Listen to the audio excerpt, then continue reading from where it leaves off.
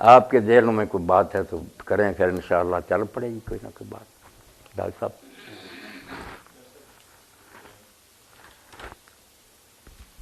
مولانا نے جو باتیں کی ہیں وہ تو ظاہر ہے، مطلب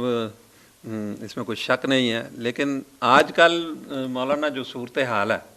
اس میں حقیقت یہ ہے کہ ہم لوگ سمجھنے کے باوجود، جاننے کے باوجود، یعنی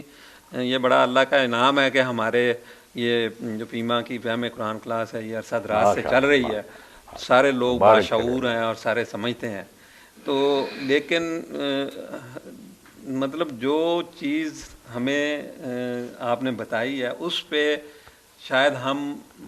عمل نہیں کر پا رہے، یا ہمیں وہ اس کی ترغیب، ہمیں یہی چاہیے کہ ہم کس طرح سے اس کا جو ہے وہ اپنا رشید صاحب وہ میں نے جو عرض کیا کہ سورہ حاجیات پڑھی ہے مومنون کی، اس کے آخر میں جو اللہ نے کہا انی بما تعملون علیم، بس یہ ذہن میں رہنا کہ ہم جو کچھ کر رہے ہیں اللہ کو اس کی خبر ہے، ایک دن اس کے بارے میں محاسبہ ہونا، سارے مسئلے حل ہو جاتے، سب مسئلوں کی کلید یہی ہے، صرف آپ کا ہی نہیں شعبہ، جتنی بھی کرپشن اور دنیا میں خرابی، علاج یہی ہے کہ یہ مانے کہ اللہ دیکھ رہا اور یہ دنیا صرف تماشا نہیں، مرنے کے بعد اس کا حساب ہونا،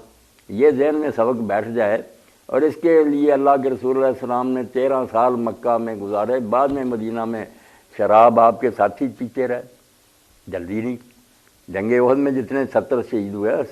پڑھ لیں آپ، صحیح بخاری، سب کے پیٹ میں شراب پی کر گئے، سود جوا چلتا رہا، سود فتح آپ نے اس دن اعلان کیا جس دن حجۃ الوداع تھا کہ آج میں سود ختم کرتا ہوں،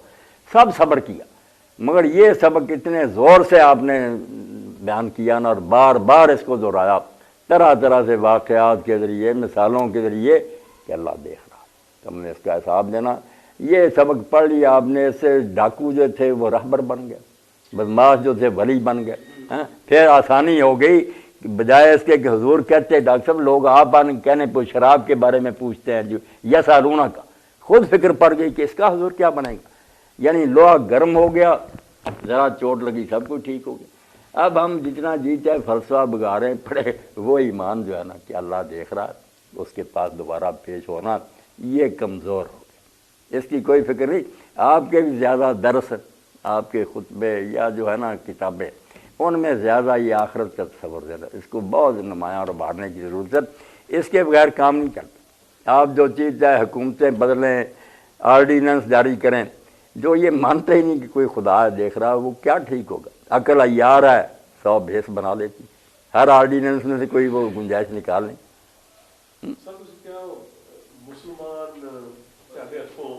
کسی مسلمان کا نقصان نہ ہوگا، دھوکا نہ ہوگا، شاید ٹاپک ہی ایسا سی، ویسے تو حکم ہے کہ کسی کسی نے بھی دھوکا نہ دو جی، خواہ مسلمان ہے یا نہیں ہے، دھوکا تو کسی نے بھی نہیں دینا چاہیے جی۔ نہیں وہ ڈاکٹر صاحب ایسی بات ہے نا، یہ بھی چیزیں بالکل اپنی جگہ آتی ہیں، کسی انسان کو نہیں دینا چاہیے، اسی لیے جہاں مسلم کا ذکر آیا وہاں ڈاکٹر صاحب کا المسلم من سالم المسلمون من لسانہ یدیہ،